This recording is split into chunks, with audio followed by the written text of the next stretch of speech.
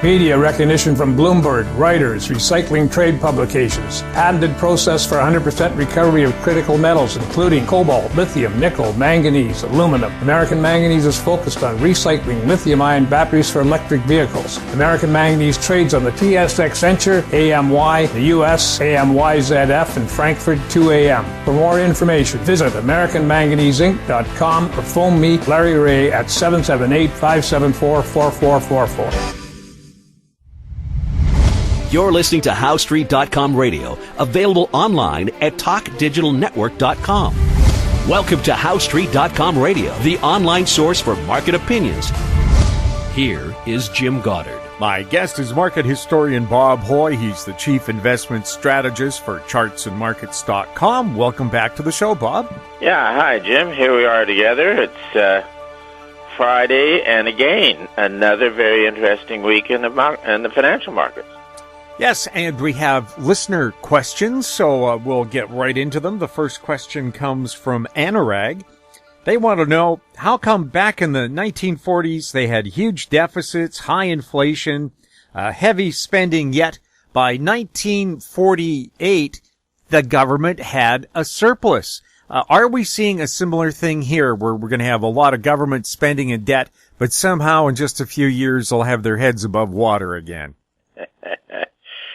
Anurag, that's a good question. Yeah, the debt following the World War II was huge because America carried a huge amount of the burden, and but there's interesting things with that. The burden was recognized, and also it was a secular low for interest rates. So the long bond was trading at about 2.5%.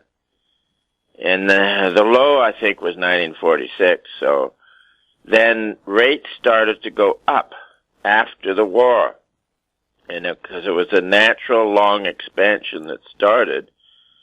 So by late 40s, the yield was up to 3%, and the whole of the Washington establishment became concerned because it was easy to calculate that going from 2.5% to 3% really increased the burden of servicing the debt.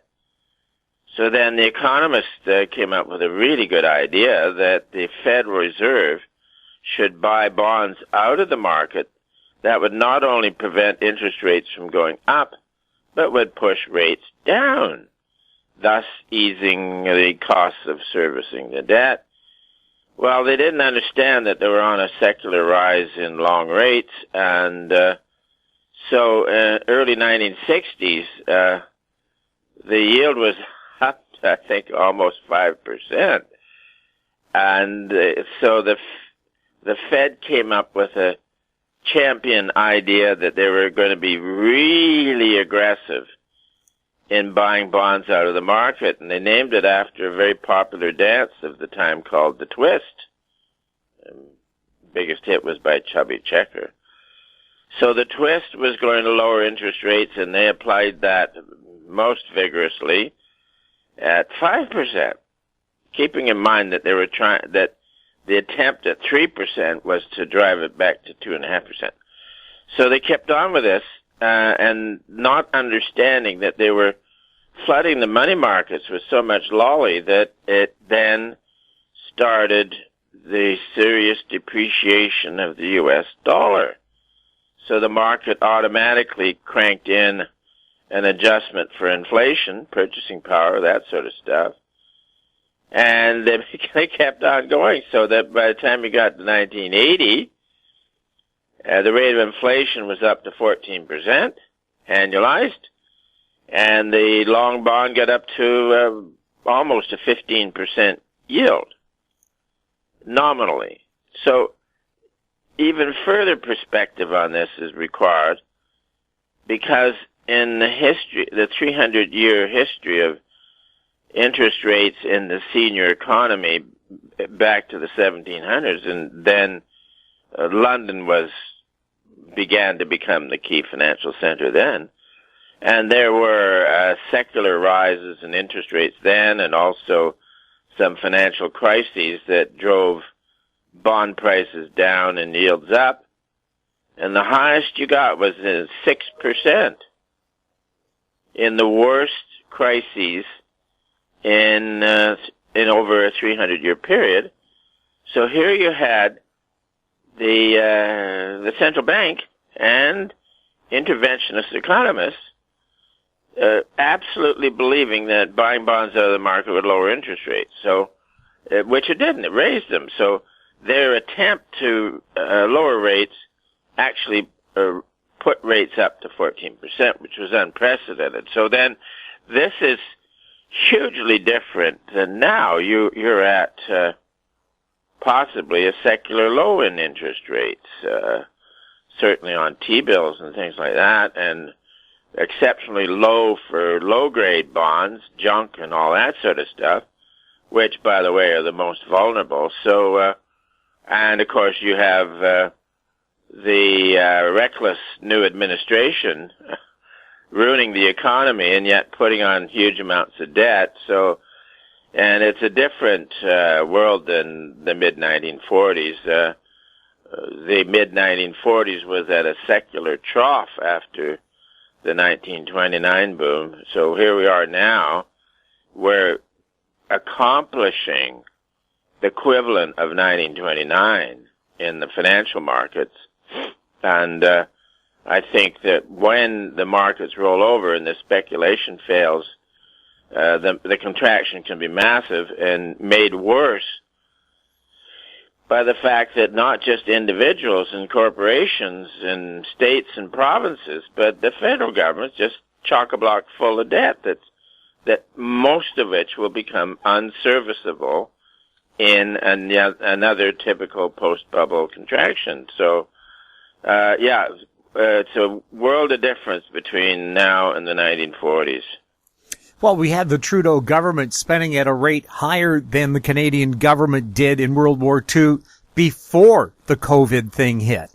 Yeah, I know. Well, of course, both were wars. And now our debt is over $1 trillion. Yeah, whereas the Canadian government in the 1940s had joined England in prosecuting a major war.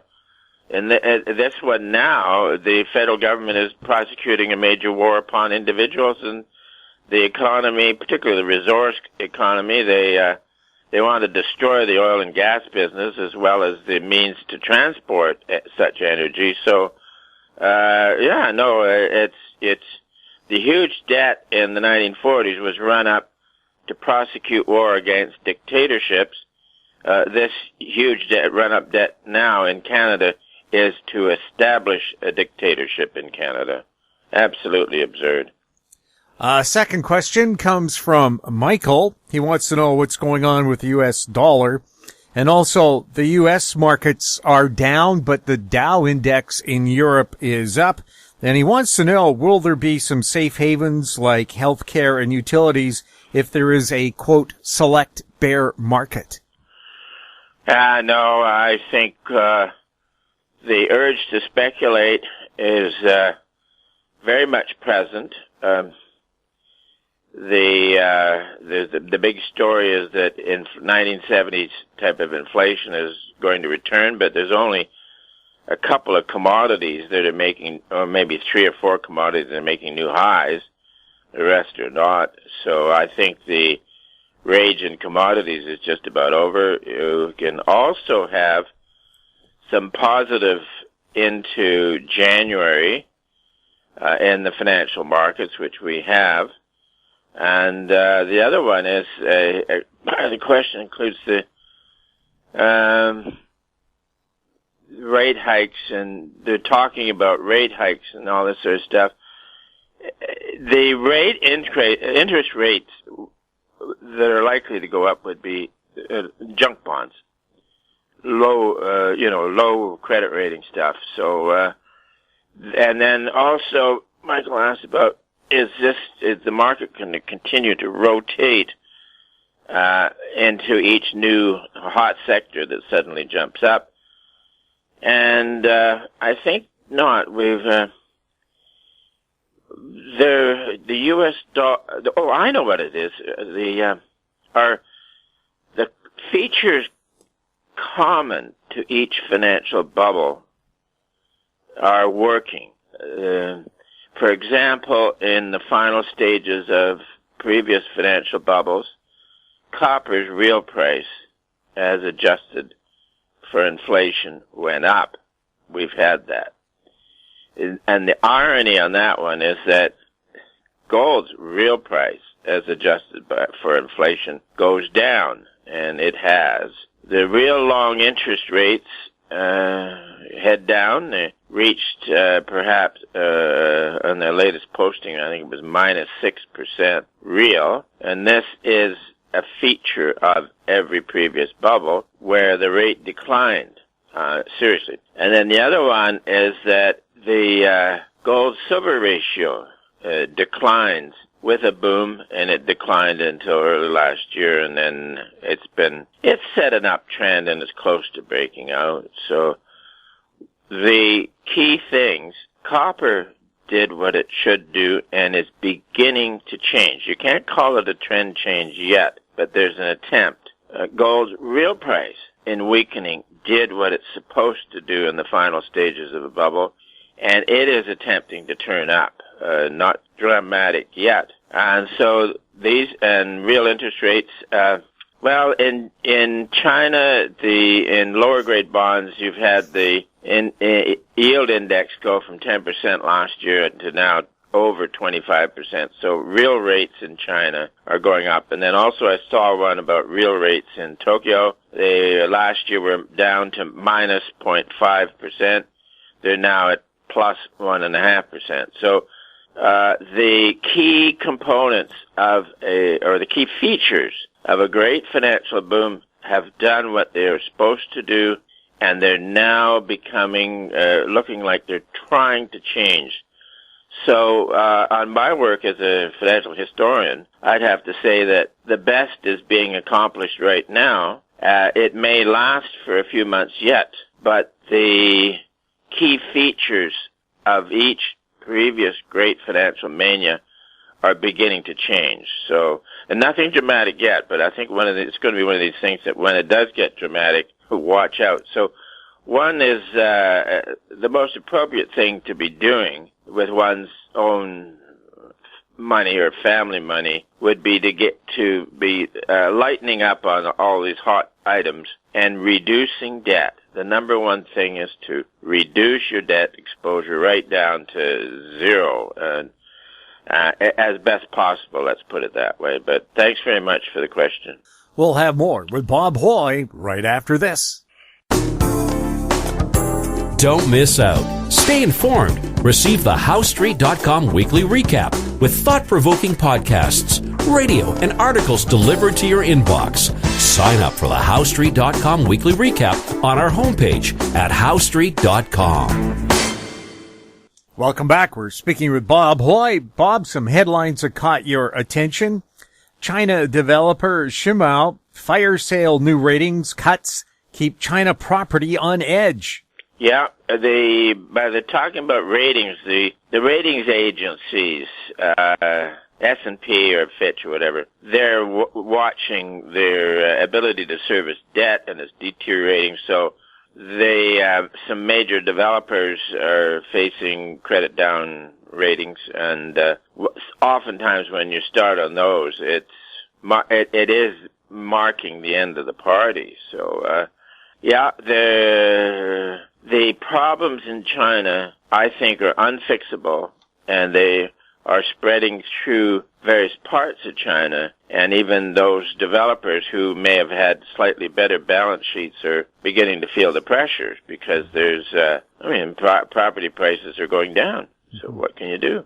When you're fully leveraged, you got a problem. Yeah, as another headline notes, there's been a drop in land purchases in China because of cash flow problems. Yeah, so even those who may want to buy and speculate, suddenly they got a cash flow problem and they can't do it. And it's amazing how it always changes from party to hangover throughout all of financial history. China venture funding hits record $300 billion despite a government crackdown on it. Yeah.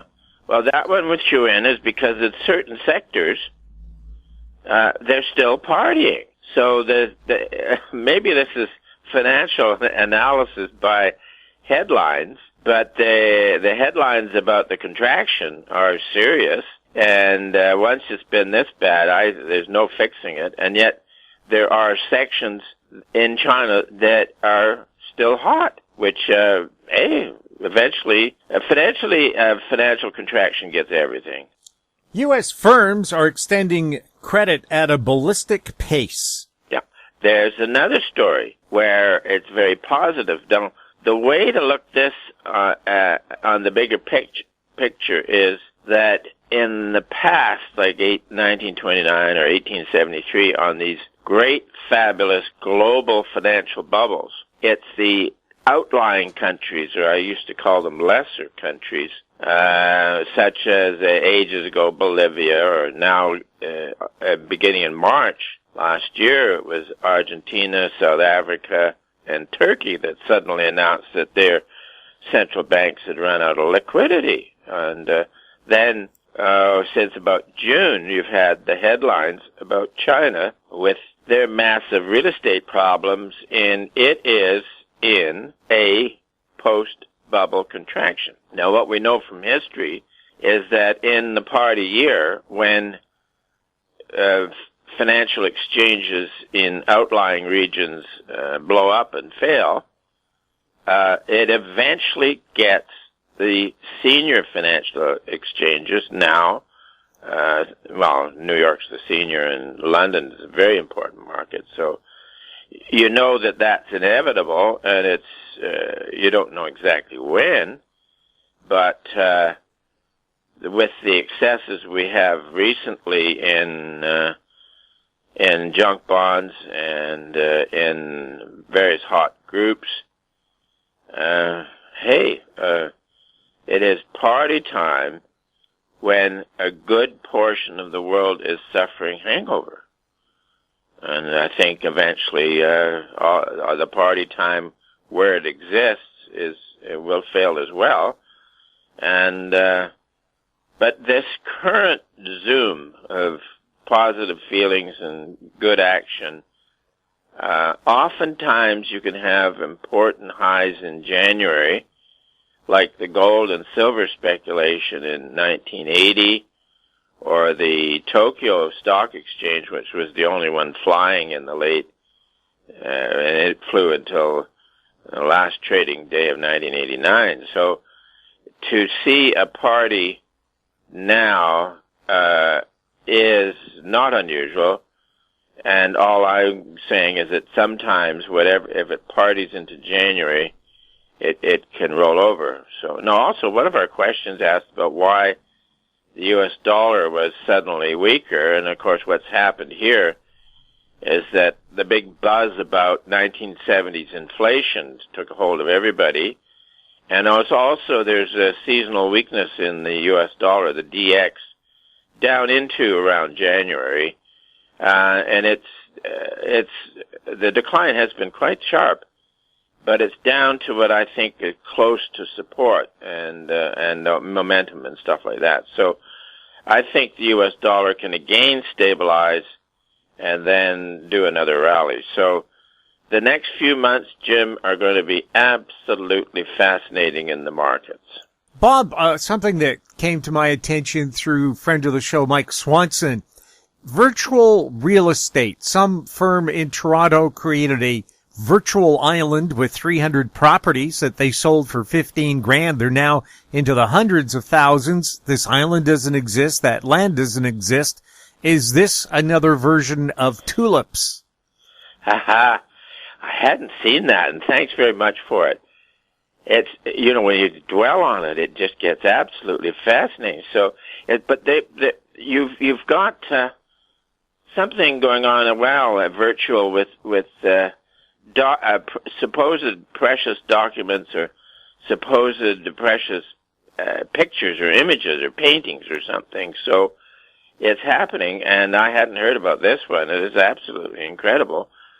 So, but it kind of reminds of the Bitcoin and crypto stuff. It's something invented electronically, And there are enough players out there to position and drive the thing up hugely. All the better, fabulous for the promoters on the thing. But I think like Bitcoin and the crypto stuff, it's very expensive to create what is essentially counters to trade in a financial market. Decades ago, you could create stock in the Vancouver Stock Exchange for about 15 cents a share. And then once you created the stock, it didn't cost, the cost of the trust company for a transfer agent was minimal.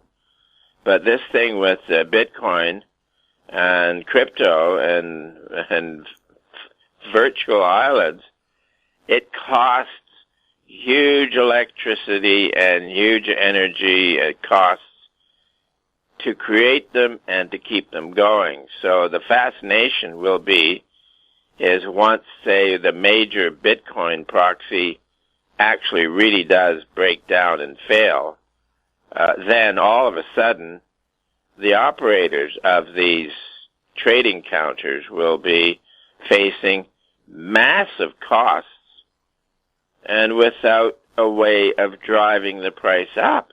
So that's ahead of us sometime, and it's going to be fascinating to watch. But thanks so much about the virtual islands of real estate or something or other. So, yeah. Bob, thank you so much for chatting with us. Yeah, Jim, good to be with you, and we look forward to getting together next week. We'll start selling some virtual wine.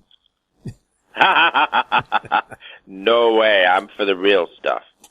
My guest has been market historian Bob Hoye. He's the chief investment strategist for chartsandmarkets.com. He was speaking to us from Vancouver. If you have any questions for Bob, and he loves to answer them, you can send them to info@housestreet.com. Our YouTube channel is Talk Digital Network. Find us on Twitter @HouseStreet. We're also on Facebook. I'm Jim Goddard. Thank you for listening. Comments made on HouseStreet.com radio are an expression of opinion only and should not be construed in any matter whatsoever as recommendations to buy or sell any financial instrument at any time. Available online at TalkDigitalNetwork.com. HouseStreet.com radio is a production of House Street Media Incorporated.